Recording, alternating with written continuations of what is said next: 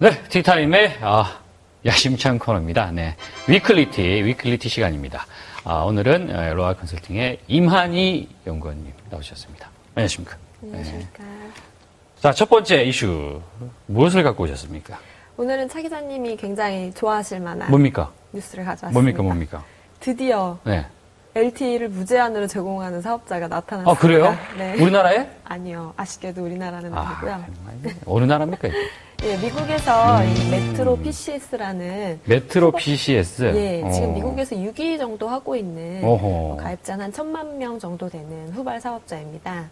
이 사업자가 지금 지난 22일부터 그 무제한으로 데이터 요금까지 사용할 수 있는 LTE 요금제를 내놔서 화제가 되고 있습니다. 물론 좀 프로모션성이 강해요. 그래서 일시적으로 좀 가입자들을 많이 확보하기 위한 차원에서 이런 가입 요금제를 지금 출시를 한 것이고요. 다른 이동통신 사업자, 그러니까 뭐 버라이전 같은 미국의 그 유수의 사업자가 제공하는 요금제보다는 상당히 저렴한 수준으로 $55에 이 모든 서비스를 이용할 수 있도록 제공을 하고 있고요.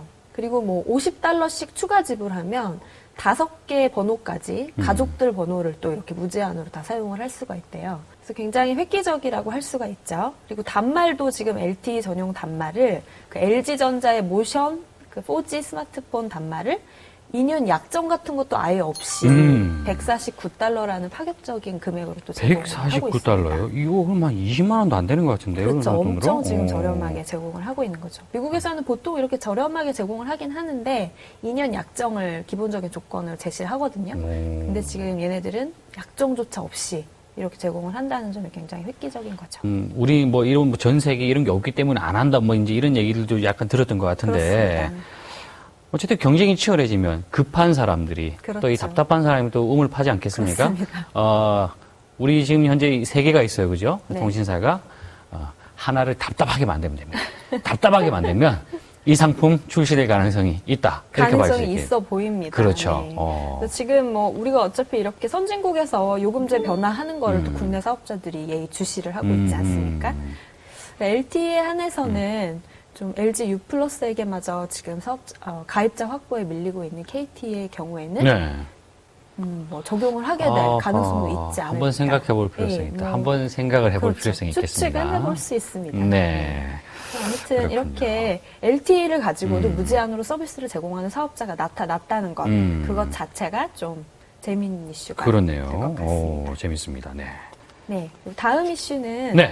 그 구글이 구글 플레이, 예전에 이제 안드로이드 마켓이라고 불렸던 거죠. 네네. 앱을 다운로드 받을 수 있었던 그 구글 플레이에 대한 규제를 굉장히 강화를 했습니다. 규제를 강화해요? 네. 원래 그 구글은 규제를 안 하는 사람들이잖아요. 그렇습니다. 네. 그렇기 때문에 지금 굉장한 논란이 이루어지고 있고요. 이렇게 규제를 강화하겠다고 개발자들을 대상으로 메일을 다 보냈어요, 구글이. 그럼 애플처럼 하겠다는 겁니까? 거의 애플과 비슷하게 가겠다는 거죠. 주요한 내용은 뭐 물론 그동안 구글 그 플레이에 굉장히 그 악성 앱들이 많이 들어오고 있었고요. 그러니까 이런 내용을 어떻게 보면 콘텐츠를 좀 퀄리티를 향상시키겠다는 측면에서 이런 규제를 하는 것은 뭐 타당하다고 볼 수 있지만 중요하게 지금 논란이 되고 있는 요인은 그 외부 결제 수단을 다 사용하지 못하게 하겠다. 구글이 제공하는 결제 수단만을 가지고 콘텐츠를 구매하게 해라라는 지금 내용을 추가를 했기 때문에 굉장히 지금 문제가 되고 있습니다. 그거 애플하고 똑같네요. 그렇죠. 그러니까 거의 이제는 구글이 개방되어 있는 플랫폼이기 때문에 개발자들한테 장점을 주고 있었던 그런 차별화 포인트가 거의 뭐 평준화가 되고 있는 상황이라고까지 볼 수가 있는 거고요. 지금 8월 1일에 이런 내용으로 메일을 보냈고 30일간의 유예 기간을 줬어요. 그러니까 거의 지금 유예 기간이 끝나가는 상황이라고 볼 수 있죠. 근데 이런 문제가 나타났을 때 사실 국내 사업자 중에서 가장 지금 타격을 크게 받는 사업자가 카카오톡이 될 수 있습니다. 왜냐하면 카카오톡이 최근에 카카오톡 게임하기라는 기능을 추가를 했어요.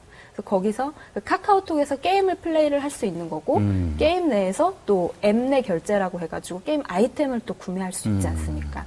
그때 결제할 수 있는 수단으로 카카오톡 전용의 초코라는 그 결제 포인트, 코인 같은 거거든요. 게임 코인 같은 거. 네.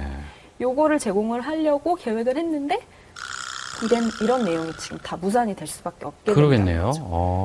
네. 무지하게 열받겠는데. 그렇죠. 이게 지금 수익적인 측면으로 간단하게 쪼개서 좀 말씀을 드리면 네. 예전에 이 초코를 이용할 수 있게 되면 결제 대행을 해주는 다날 같은 서비스한테 수수료를 10%만 제공을 하면 됐어요. 네. 그러니까 나머지 90%를 카카오톡과 개발자들이 나눠서 그 수익 분배를 할 수가 있었던 거였죠. 그런데 이제는 구글이 제공하는 결제 서비스를 반드시 사용을 해야 되고 그러면 수수료를 30%를 제공을 해야 됩니다. 그러면 남는 게 70%밖에 되지 않고 개발자와 나눠 가질 수 있는 부분이 그만큼 적어진다는 거죠.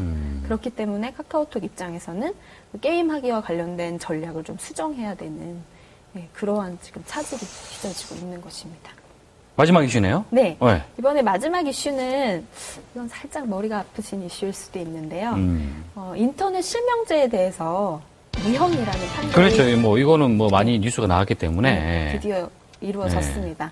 예전에 이제 도입 취지 같은 것을 보면 그 악성 댓글을 올리는 사람들로 인해서 피해를 보는 사람들을 막기 위해서 했던 거잖아요. 그렇죠. 실명이 이제 확인된 그렇죠. 그런 사람들만 이렇게 댓글을 쓸 수 네. 있는. 이게 또 뭐 하루 뭐 10만 명 이상이 방문하는 사이트 뭐 이런 게 하나에서 제한적이었죠. 그렇죠. 네. 그럴 경우에는 이제 무조건적으로 주민등록번호 같은 인적 사항을 등록을 한 다음에 댓글이나 그렇죠. 게시글을 올릴 네. 수가 있었던 거죠.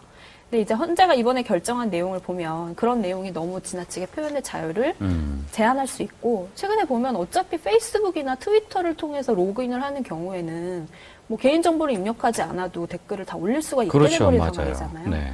그러니까 해외 사업자들하고 오히려 역차별을 하게 되는 그런 상황이 나올 수도 있다. 그런 차원에서 헌재가 이번에 이런 결정을 하게 된 것이고요. 이것이 과연 우리나라 인터넷 상황을 더 발전시킬 것이냐 하는 이제 논란은 많이 나타나고 있는데 결국은 이미 결정이 다 된 상황이고 이에 대한 대응을 어떻게 하느냐가 중요한 부분이 될 수 있겠죠. 어떻게 대응을 할까요? 그러니까 단순히 기술적인 그런 실명 확인을 통해서만 클린 인터넷 환경이 만들어질 수 있는 건 아닌 것 같아요. 뭐 학교라든지 사회적으로 좀 광범위하게 인터넷을 사용하면서 건전하게 사용하는 문화를 만들기 위한 노력이 저변에서부터 이렇게 이루어져야 하는 거고요. 뭐 학자들 같은 경우에 그래서 사전적으로 그러면 민간 단체를 활성화해서 좀 공정하고 자율적으로 규제할 수 있도록 만들자, 그런 환경을 만들자. 그리고 또는 피해자가 발생했을 경우에는 그래도 보호를 해줄 수가 있어야 하잖아요. 네. 이런 보호 제도를 조금 활성화하자라는 목소리가 지금 나타나고 있습니다. 알겠습니다. 자, 오늘 준비하신 거는 여기까지죠? 네, 여기까지입니다. 그러면 다음에 또 더 좋은 내용으로 뵙기를 바랍니다. 고생하셨습니다. 감사합니다.